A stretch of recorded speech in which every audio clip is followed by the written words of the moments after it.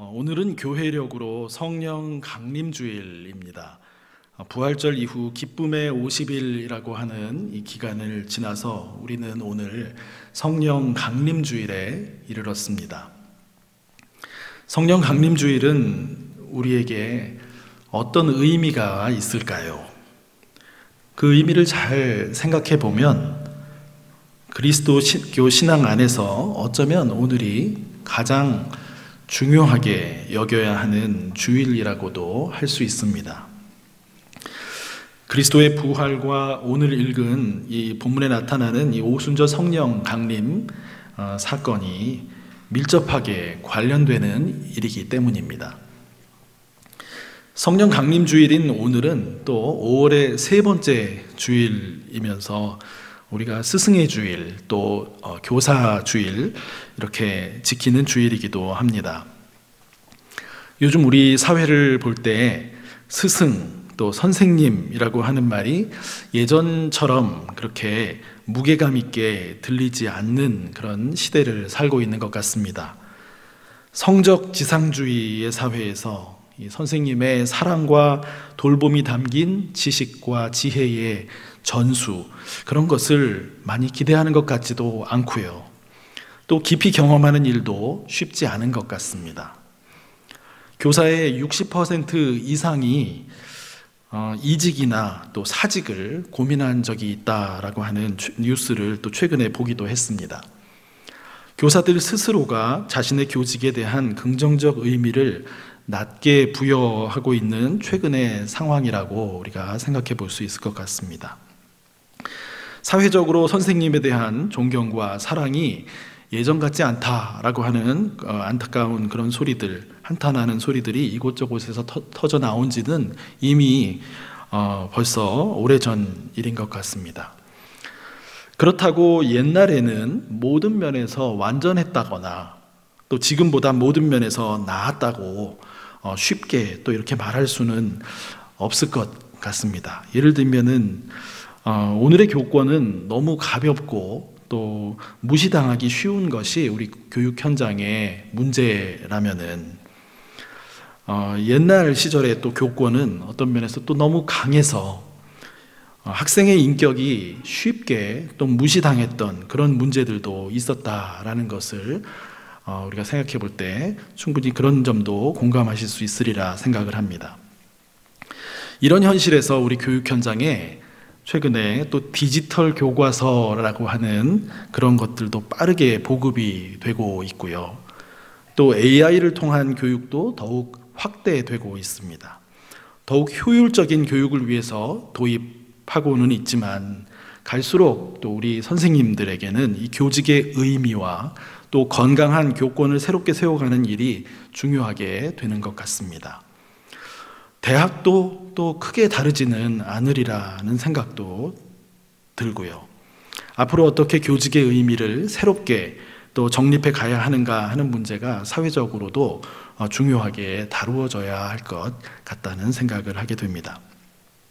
스승의 주일 관련해서 교육 분야를 이렇게 생각하게 되었지만 이 교육 분야를 포함한 우리 사회의 거의 모든 분야가 어떤 바른 방향, 어떤 정도에서 너무 많이 이탈해서 표류하고 있다라고 하는 인상을 받습니다.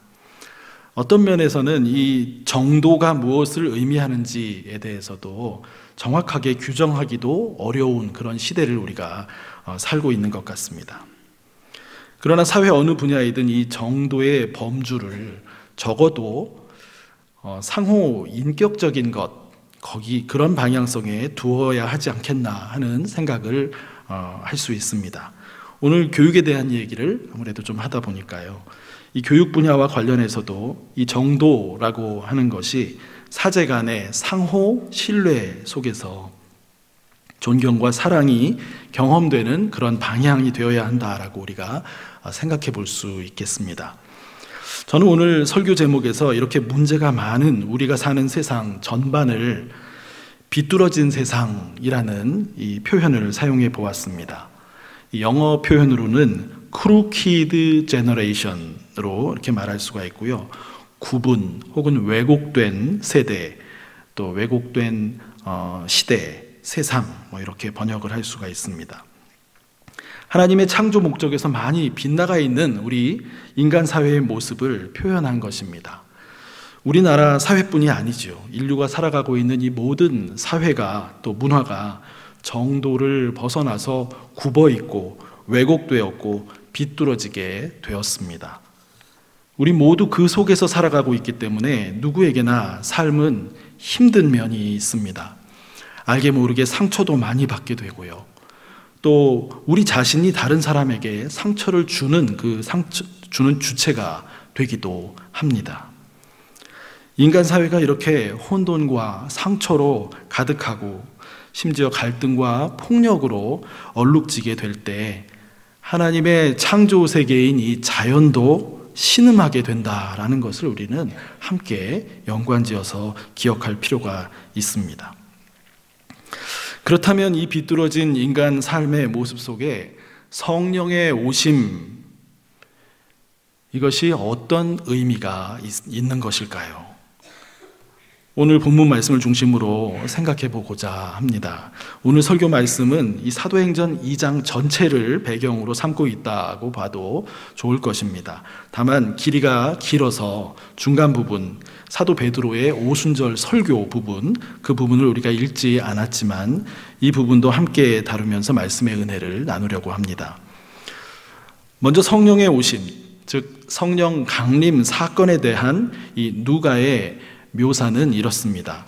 예수님이 부활하신 지 50일이 되는 날이 되었을 때 예루살렘 근처에 믿는 무리들이 모여있던 곳에 성령이 임하셨습니다. 급하고 강한 바람 같은 소리가 온 집을 가득 채우게 되었고요. 불의 혀처럼 갈라지는 것들이 각 사람 위에 하나씩 임하여 있는 것을 서로 보고 있는 그런 상황이었습니다. 그러더니 각기 다 성령의 충만함을 받고 성령이 말하게 하심을 따라 다른 나라 말로 말하기를 시작했습니다. 예루살렘에는 이 오순절을 지키기 위해서, 오순절이라는 것은 50일이 지난 절기라는 뜻인데요, 6월절 이후 50일이 된 이 오순절을 지키기 위해서 각국에서 온 유대인들, 즉 디아스포라 유대인들이 많았습니다. 이 오순절은 칠칠절이라고도 하고 맥추절이라고도 하는 이 유대인의 3대 절기 중에 하나이기 때문에 예루살렘에 모인 이들이 더욱 많았으리라고 우리가 짐작을 할 수 있습니다. 디아스포라 유대인은 우리로 치면은 미주나 유럽 등에 많이 퍼져 있는 우리 한인 동포들과 견주어 볼 수 있습니다. 한국말과 문화에 익숙하면서도 미국이나 유럽의 문화 속에서 삶의 터전을 갖고 있는 사람들이 디아스포라 한국인이라고 할 수 있겠지요. 디아스포라 유대인은 히브리 말과 문화에 어느 정도 익숙하면서도 자기가 살던 지역 언어와 문화에 더욱 친숙했을 것입니다. 9절부터 오늘 본문의 9절부터 11절까지에는 이들이 살던 그 다양한 지역의 이름들이 열거되고 있습니다. 유대인의 명절에 예루살렘을 방문했던 이들이 성령을 받고 다른 나라 언어들로 말하는 이 많은 무리를 목격한 것이 이 사건입니다. 자기들 나라 말로 거침없이 말하는 모습을 보면서 놀라며 당황했다라고 12절에서 말씀하고 있습니다.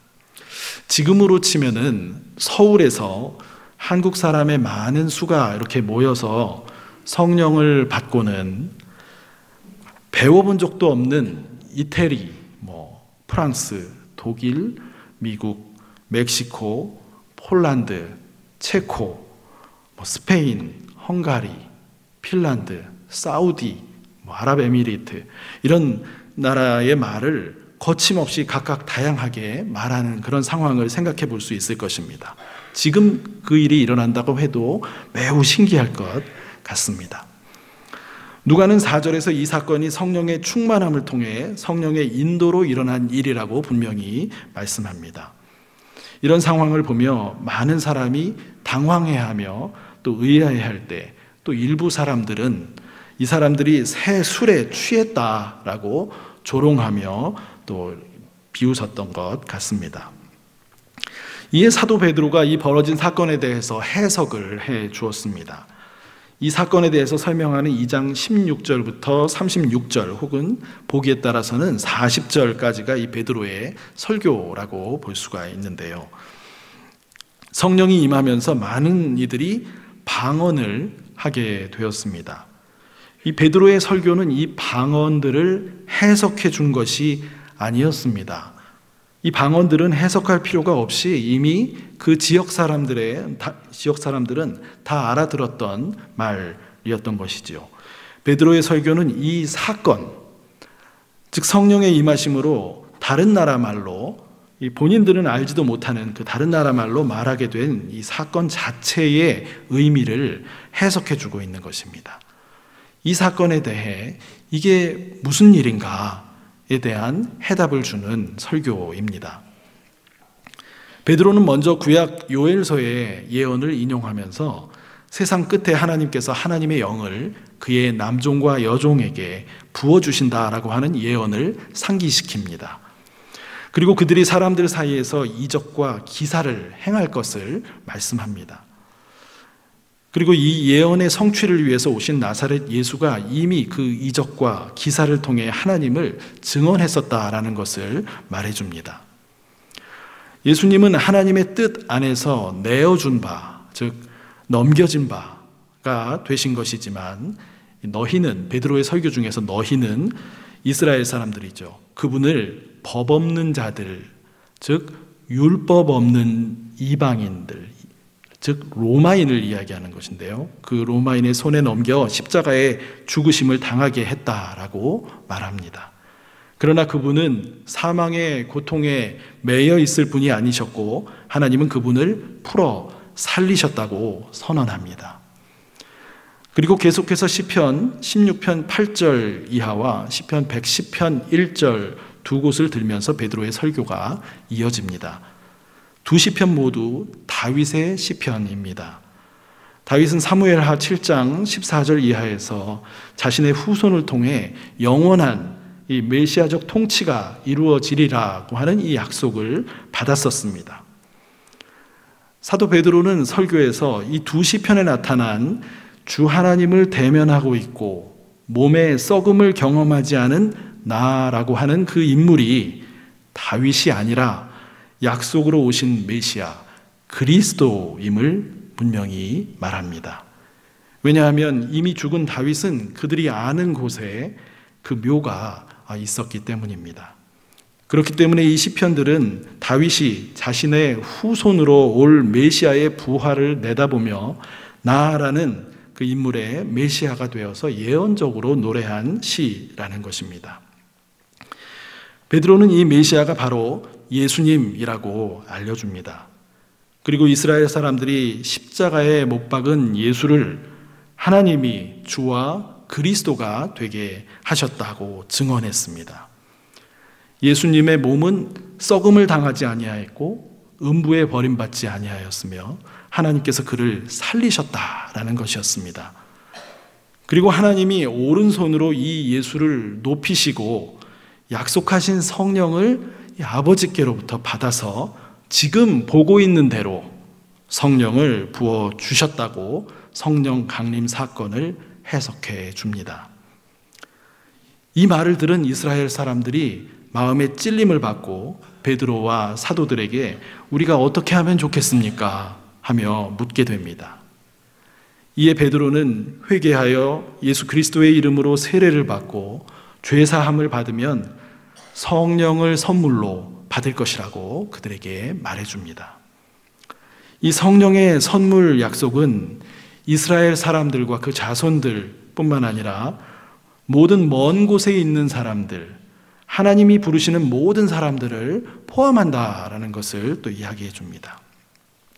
지금 방언을 하며 성령 체험을 하는 사람들을 여러 곳에서 모여든 이 디아스포라 유대인들이 각기 자기 지방 말로 알아듣고 있는 것을 보면서 이 베드로의 이 말이 그들에게 매우 또 설득력 있게 다가갔을 거라는 생각을 하게 됩니다. 베드로가 이 밖에도 여러 다른 말로 증언하면서 너희가 이 패역한 세대에서 구원을 받으라 이렇게 했을 때 그 말을 듣고 3,000명이나 되는 사람이 세례를 받게 되었다고 말씀하고 있습니다.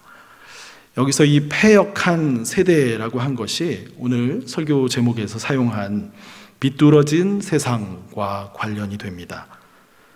순전하고 의로우신 분을 그토록 험악한 죽음으로 몰고 갔던 그 세대의 불의함과 거짓과 또 악함을 패역한 세대라고 말한 것입니다. 좀 더 이 패역한 세대를 구체적으로 우리가 보려면은 누가복음 3장을 우리가 볼 필요가 있는데요. 사도행전이 아니라 누가복음 3장을 볼 필요가 있습니다. 세례 요한이 세례를 받으러 나오는 무리에게 회개에 합당한 열매를 맺으라고 호되게 꾸짖었던 그 장면이 그것입니다. 그때 세례 요한은 사람들에게 옷과 먹을 것이 없는 자들에게 나눠주라고 요구합니다. 또 세리들에게는 정직하게 부과된 세금만 그것만을 거두라고 이렇게 말을 합니다. 그리고 군인들에게는 사람들에게서 강탈하지 말고 거짓으로 사람을 고발하지 말고 받는 급료를 족한 줄로 알라라고 말합니다. 없는 자들, 약하고 소외된 이들이 많았고 또 거짓과 속임수가 팽배했고 힘없는 자가 법의 보호 없이 강탈당하는 일이 너무 많았고 사람들이 상대적 박탈감 속에 살아가는 일도 많던 세상이었습니다. 이 비뚤어진 세상의 모습을 우리가 그 누가복음 3장 모습에서 보게 되는데요. 오늘날도 이것이 이런 모습들이 계속되고 있다라고 볼 수가 있습니다. 이러한 어떤 면에서 대책 없는 비뚤어진 세대임에도 불구하고 하나님은 왜 사람들에게 성령의 선물을 부어주시려고 할까요? 하나님은 왜 온 세상 모든 곳의 사람들, 하나님이 부르시고자 하시는 모든 사람에게 그렇게 하시려고 할까요? 하나님은 자신이 창조하신 이 창조 세계를 극진히 사랑하시는 분이시기 때문입니다. 이 세상은 비뚤어지고 어그러진 모습이지만 하나님은 이 새롭게 하고자 하시는 의지를 갖고 계시다는 것이죠. 아들 예수님을 이 땅에 보내주신 일 자체가 하나님의 가장 큰 세상을 향한 사랑의 표현이셨습니다. 그 아들이 하나님의 뜻대로 모든 사명을 다 하시고 부활하셔서 다시 성령을 보내주신 것, 이것 역시 세상을 극진히 사랑하시는 하나님의 표현입니다. 다음으로 부활하신 예수님이 보내시는 이 성령을 경험한 사람은 이 비뚤어진 이 세상으로부터 구원을 받은 사람이다라고 하는 뜻도 있습니다. 하나님의 나라로 초청받은 사람이라고 하는 뜻이 되는 것이죠. 성령의 오심은 그 사람에게 선물이 된다라고 하는 말씀입니다. 우리는 세상의 헛된 가치에 빠져서 살게 되기가 너무나 쉽습니다. 그러나 거기에는 진정한 의미의 만족이 없는 것이죠. 그러나 하나님의 영을 받은 사람은 다릅니다. 왜곡된 세상에서 때로 삶의 고난을 경험할 수도 있지만 하나님의 영의 인도를 따라서 선하고 또 의미 있는 일을 추구하고 희망하며 살게 됩니다. 세상이 주는 것과 다른 종류의 만족을 누리며 살아갑니다. 그리고 이러한 자족의 길에는 성령과 함께 영원히 동행하게 되는 그 축복이 약속으로 주어집니다. 그런 의미에서 성령의 오심은 그 사람에게 선물이요 축복이 되는 것입니다. 우리가 한번 예를 들어서 이 교권을 지나치게 행사해서 학생의 인격에 상처를 주어도 아무도 뭐라고 하지 않던 그런 시대에서도 성령을 선물로 받은 그리스도인 교사는 사랑과 돌봄의 자세로 학생들을 인격적으로 대했을 수 있습니다. 이 때문에 동료 교사들로부터 유난을 떤다는 등 빈정거리는 소리를 들을 수도 있습니다. 하지만 성령의 인도하심을 따라 좋은 선생님의 모습을 지켰으리라고 생각해 볼 수 있습니다. 제자들과의 관계 속에 상호 인격적이며 사랑과 존중, 존경의 관계성이 형성되었을 것입니다. 비뚤어진 세상 가치관에 쉽게 편승하지 않는 이런 삶의 자세가 이 사람 자신에게 이미 선물이라고 하는 말씀입니다. 그리고 이분과 관계된 모든 사람에게도 간접적으로 선물이 됩니다. 선한 것을 보고 또 경험하게 하는 것 그 자체가 좋은 것이기 때문입니다. 반대로 생각해 볼 수도 있겠지요. 교권이 너무나 가볍게 여겨지는 오늘과 같은 시대에 어떤 교사도 학생 인성에 대해 마음 다해서 지도하지 않으려고 하는 이런 시대에 성령을 선물로 받은 교직에 계신 분들은 어떠실까요? 참 어려운 선택과 결정을 많이 해야 하는 고충을 겪을 것이라고 짐작해 봅니다. 지혜를 구하는 기도를 많이 하게 되실 것 같습니다. 교직의 사명감과 의미를 생각하며 그 자리에서 분투하시며 사실 것 같습니다. 모두가 다 그렇게 열심히 하는 것이 의미 없다라고 그렇게 말하는 속에서도 그 속에서 많이 고민을 하실 것 같습니다. 그리고 필요한 경우에는 누가 뭐라고 하든지 그냥 적극적으로 달려들어서 오해와 손해볼 각오도 하며 학생 인성 지도도 하실 것 같습니다. 이 성령의 인도하심을 따르는 사람들이 오늘 우리 교육의 현장에서 이런 일들을 많이 일어나게 하실 수 있지 않을까 생각해 봅니다. 사회 전체적으로 볼 때 이 비뚤어진 세상 속에서도 이런 저런 모습으로 분투하며 선한 뜻을 추구해가는 사람들이 있기에 그 사회는 희망이 있다라고 볼 수 있지 않겠습니까? 우리 사회 모든 분야에서 이러한 일들이 많이 일어나게 되기를 소망합니다. 또 저와 여러분이 이러한 일에 참여하는 성령의 사람으로 살아가기를 소망합니다. 다음으로 성령의 오심은 우리 하나님께서 세상을 구하시려는 의지가 얼마나 강하신가 하는 것을 보게 해주는 그런 의미가 있습니다. 성령이 믿는 이들에게 오셨다라고 하는 것은 하나님께서 그 백성과 자녀들을 얼마나 사랑하시고 그들을 통해서 하나님의 일을 하고 싶으신지 그 의지를 보게 해주는 것이 아니겠습니까? 성령을 선물로 받은 사람은 그가 그 아버지라고 부르는 그 영의 의지를 느끼며 그 임재 안에서 함께 기뻐하고 감사하게 됩니다. 비뚤어진 세상을 어떻게든 온전하게 하시려고 하는 우리 하나님의 의지를 느끼고 바라볼 때마다 기뻐하고 또 감사하게 될 것입니다. 그런 사람의 삶은 결코 왜곡된 세상 가치 속으로 함몰되지는 않을 것이기 때문에 그 사람은 축복받은 사람임에 틀림없습니다. 성령의 오심은 나 개인이 기쁘고 감사하는 이 축복받은 인생을 살아가게 되는 것 이상의 의미가 있습니다. 하나님의 부르심을 입은 이 먼 곳에서 온 사람들에게도 성령이 임하신다라고 하는 것은 하나님께서 나와 내 가정만이 아니라 우리 공동체와 또 사회와 국가와 이웃나라와 온 세상을 관심하신다라는 것을 알게 해줍니다. 나만 축복받아서 구원받으면 된다라는 생각을 부끄럽게 만듭니다. 온 세상이 하나님의 아들들로 인해서 창조 목적대로 바르게 회복되는 일로 우리를 부르시고 계시다는 것을 알게 됩니다. 오늘과 같이 매체가 이렇게 발달한 시대에 우리는 지구촌 여러 곳의 상황을 거의 실시간으로도 접하게 됩니다. 선한 일을 추구해가는 이 범위가 엄청나게 확장되었고요. 우리가 하는 이 기도의 범주가 매우 넓어지게 된 것이 허세나 과장이 아니게 되었습니다. 그렇기 때문에 성령의 오심은 하나님께서 온 세상을 회복시키시려는 뜻을 갖고 계시다라는 것을 확인하게 해주는 것이고, 나와 내 가정을 넘어서 공동체와 사회에서 할 수 있는 일에 동참하는 삶을 살도록 우리를 이끌어 주시는 것입니다.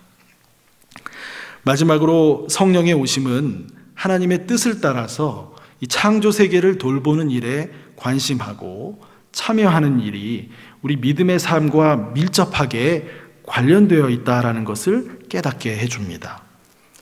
자연 만물을 사랑과 경의로 관심하며 바라보게 되고 우리가 가진 여러 기술과 지식과 재물로도 이 창조 세계를 돌보는 일에 동참하도록 그렇게 성령께서 또 이끌어 주십니다. 오늘 사도행전 본문 말씀의 성령 강림 사건은 십자가에서 못 박히셨던 예수께서 부활하셔서 강력한 권능으로 지금도 온 세상에 성령을 부어주고 계심을 알게 해주는 사건이라는 그것을 기억하시기를 바랍니다. 우리가 바로 그 성령을 받고 그 인도를 따라 살게 된 사람들입니다. 그것이 우리에게 축복이고 선물이 되는 것은 이 왜곡된 비뚤어진 세대에서 빠져나와서 구원받는 인생이 되었기 때문입니다. 축복받은 인생으로 이제 이 성령의 인도하심을 따라서 훼손된 세상을 온전하게 하시려는 이 하나님의 일에 동참하는 삶을 우리가 살아야 하겠습니다. 공동체와 사회를 생각하며 온 창조 세계를 돌보는 일에 참여하는 삶으로까지 나아가라고 하는 그 뜻이 성령의 오심이라는 사건에 들어 있습니다. 우리는 각자가 처한 삶의 자리에서 이 성령의 뜻을 쫓아 살아가도록 그렇게 부름을 받고 있습니다. 현실의 삶은 때로는 고통스러우리만큼 인내하는 일이 요구될 때도 있는 것을 보게 됩니다. 그러나 어떤 경우에도 성령은 우리를 비뚤어진 세상에서 구해 주시기 위해 오셨고 또 좋은 길로 인도해 주실 뿐만 아니라 온 세상을 새롭게 온전하게 하시리라고 하는 그것을 붙잡으시며 이 믿음의 길에서 승리하는 저와 여러분이 되시기를 간절히 소망합니다. 기도하겠습니다.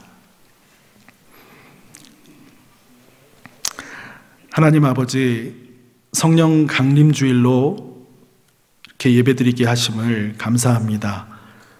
우리 주님께서 부활하셔서 지금도 살아 역사하시고 또 우리 한 사람 한 사람에게 또 불러주시고 성령을 허락해 주시는 것, 그 놀라운 일들이 오래전에 있었던 것을 성경을 통해서 보게 하시고 또 지금도 우리 가운데 일어나는 일이라는 것을 깨닫게 하시니 감사합니다.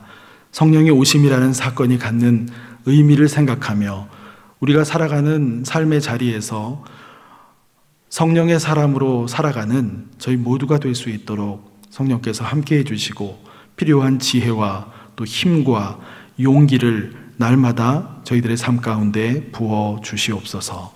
하나님과 함께하며 또 성령이 오신 것의 의미를 생각하며 믿음의 삶을 승리하며 살아가는 저희 모두가 될 수 있도록 성령께서 인도하여 주시옵소서. 모든 것 감사드리며 예수님의 이름으로 기도드립니다. 아멘.